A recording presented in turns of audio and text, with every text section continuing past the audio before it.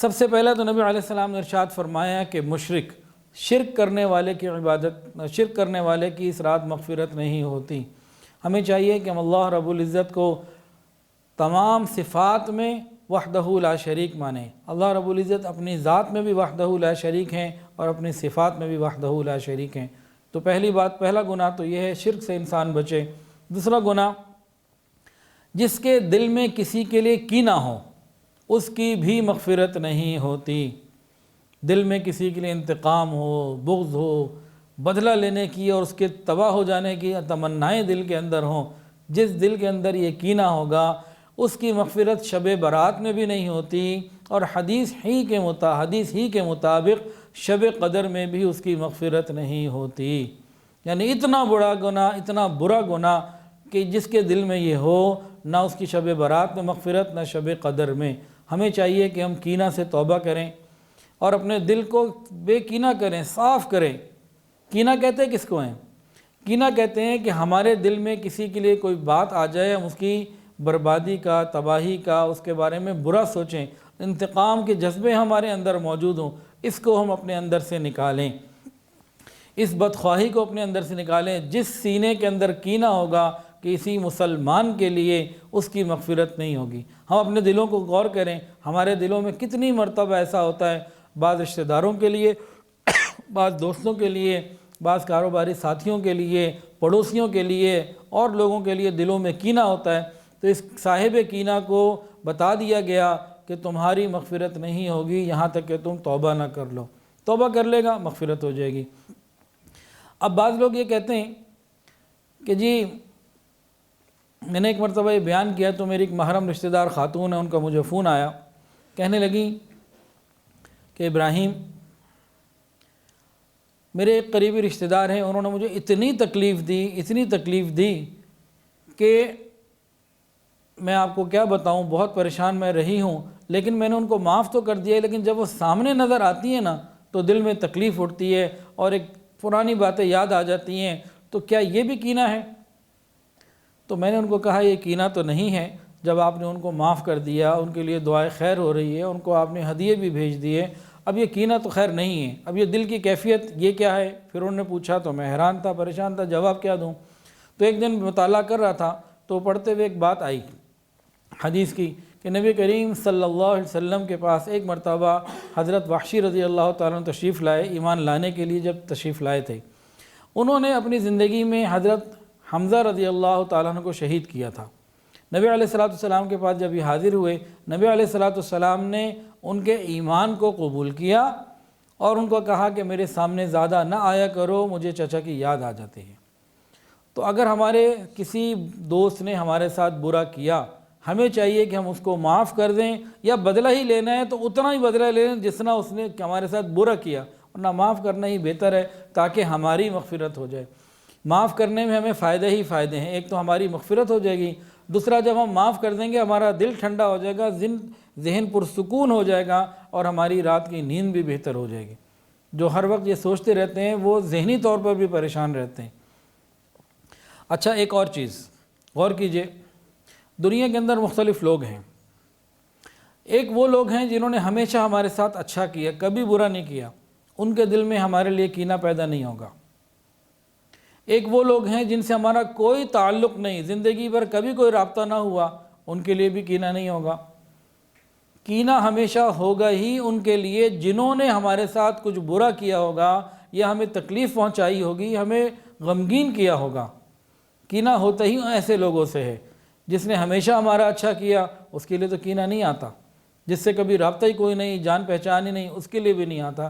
کینہ آتا ہی ان جان پہچان والوں کے لیے ہے جو ہمارے ساتھ ہمارے حساب سے کہیں برا کرے، ہمارے مزاج کے خلاف، ہماری مزاج کے خلاف انہوں نے ہم کر دیا، بس دل میں کینہ آ گیا۔ تو شریعت یہ چاہتی ہے کہ تم اپنے دل کو صاف کرو۔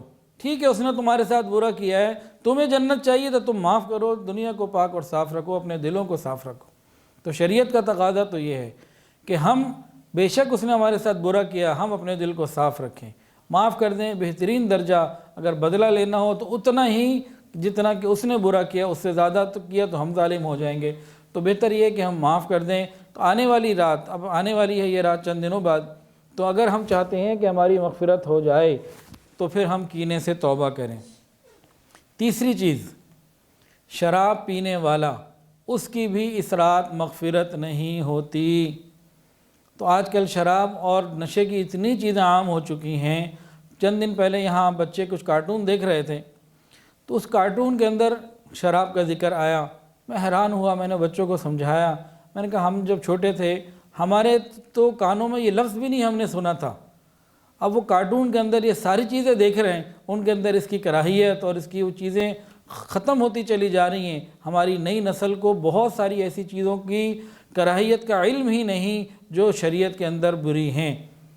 کارٹون دیکھ دیکھ کے بہت ساری چیزوں کو وہ اس سے مانوس ہو رہے ہیں ان کے ذہن، تو اس کے خطرات بہت بڑھتے ہیں، جوانی اور لڑکپن میں معاملات بڑھتے ہیں۔ بہرحال شراب اور کسی بھی قسم کا نشے کا عادی، اس کی بھی مغفرت نہیں ہوتی۔ چوتھا گناہ قطع رحمی، رشتہ داروں سے تعلق توڑ دینا۔ یہ گناہ بھی بہت عام ہو چکا۔ ہمیں چاہیے کہ ہم رشتہ داری نبھائیں، وہ توڑیں ہم جوڑیں، وہ محروم کریں ہم عطا کریں، وہ برا کریں ہم اچھا کریں۔ یہ تعلیم ہمارے لیے، ہم اس کو اپنائیں۔ اگر چاہتے ہیں کہ ہماری مغفرت ہو جائے تو اپنے رشتہ داروں سے دل صاف کر لیں۔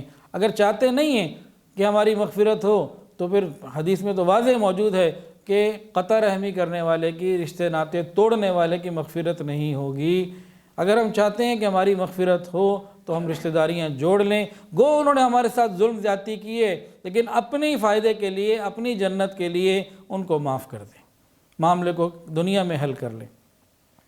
پانچواں، یہ بھی ایک بڑا مسئلہ عجیب ہے، شلوار ٹخنوں سے نیچے لٹکانے والا۔ حدیث میں وضاحت کے ساتھ موجود ہے، وہ مرد جس کے ٹخنے ڈھکے رہیں اللہ تعالیٰ اس کی طرف رحمت کی نظر نہیں فرماتے، اس مبارک رات میں بھی اس کی مغفرت نہیں ہوتی۔ اللہ تعالیٰ قیامت کے دن کسی پر رحمت کی اگر نظر نہ فرمائیں، وہ جنت میں نہیں جا سکتا۔ اس رات میں بھی مغفرت نہیں ہونی تو بھئی کب ہونی ہے مغفرت؟ آج ہمارے دل پتھروں سے زیادہ سخت ہو چکے ہیں۔ یہ ایسی وعید ہے، ہم اتنی بڑی بڑی وعیدوں کو سن کے بھی ہمارے دلوں پہ کوئی اثر نہیں ہوتا۔ حدیث میں رحمت للعالمین فرما رہے ہیں کہ مغفرت نہیں ہوتی، ہم آگے سے اس پہ پوائنٹس نکالتے ہیں، نقطے نکالتے ہیں، یوں نہیں کہا ہوگا، وہ نہیں کہا ہوگا، ایسے ہوگا ویسے ہوگا، اور مختلف قسم کی حجتیں پیش کرتے ہیں۔ اللہ ہماری حفاظت فرمائے۔ وضاحت سے موجود، صرف نماز کے وقت مردوں کے لیے ٹخنے ننگے رکھنے کا حکم نہیں ہے، یہ ہر وقت کی بات ہے، ہر وقت کا حکم ہے۔ اور حدیث میں موجود شب برات میں بھی جو لوگ ٹخنے ڈھک کر رکھتے ہیں مرد، ان کی مغفرت نہیں ہوتی۔ اتنی بڑی سخت بات سن کر بھی اگر ہمارے دل نہیں ڈر رہے تو ہمیں سمجھ لینا چاہیے کہ ہمارے دل او اشد قسوہ، پتھروں سے زیادہ سخت ہو چکے۔ اور کیوں ہو چکے؟ گناہوں کی وجہ سے۔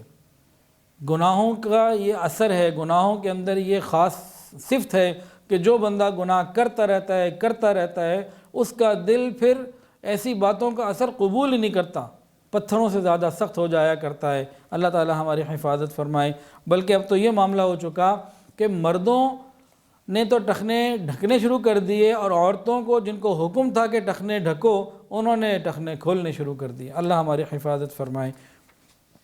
اس کے علاوہ چھٹا گناہ کہ اس مبارک رات میں بھی اس کی مغفرت نہیں ہوتی، وہ ہے والدین کی نافرمانی، ماں باپ کا نافرمان، ماں باپ کا دل دکھانے والا۔ حالانکہ ماں باپ کے بارے میں تو حدیث کے اندر یہ بات موجود، محبت سے ایک نگاہ ڈالی ایک مقبول حج کا ثواب اللہ عطا فرماتے ہیں، دن میں جتنی مرتبہ ڈالی اتنا ثواب اللہ عطا فرماتے ہیں۔ اور ماں باپ کے بارے میں فرمایا تمہارے لیے جنت ہے یا جہنم۔ تو ماں باپ کا نافرمان، اس کی بھی مغفرت نہیں ہوتی۔ اس کے علاوہ ناحق کسی کو قتل کر دینے والا، کسی انسان کو، مسلمان کو قتل کر دینے والا، اس کی بھی مغفرت نہیں ہوتی۔ تو شعبان کی 15ویں رات اللہ بہت مغفرت فرماتے ہیں، لیکن بعض گناہ ایسے ہیں کہ ان لوگوں کو چھوڑ دیتے ہیں، ان کے علاوہ باقی سب کے مغفرت فرما دیتے ہیں۔ اگر کسی کے اندر، ہم میں سے کسی کے اندر ان میں سے کوئی ایک یا چند باتیں موجود ہوں اور چاہتے ہوں کہ ہماری مغفرت ہو جائے، تو ان سب سے سچی پکی توبہ کر لیں۔ اللہ کی رحمت کا دروازہ بہت بڑا ہے، وہاں نہ کبھی کرفیو ہے نہ لاک ڈاؤن، ہاں قرب قیامت کے وقت وہ دروازہ ضرور بند ہوگا، لیکن ابھی کھلا ہے۔ ہمیں چاہیے کہ 15 شعبان سے پہلے ہی اللہ رب العزت سے معافی مانگ لیں تاکہ آنے والی اس رات ہمارے لیے آسانیاں ہو جائیں۔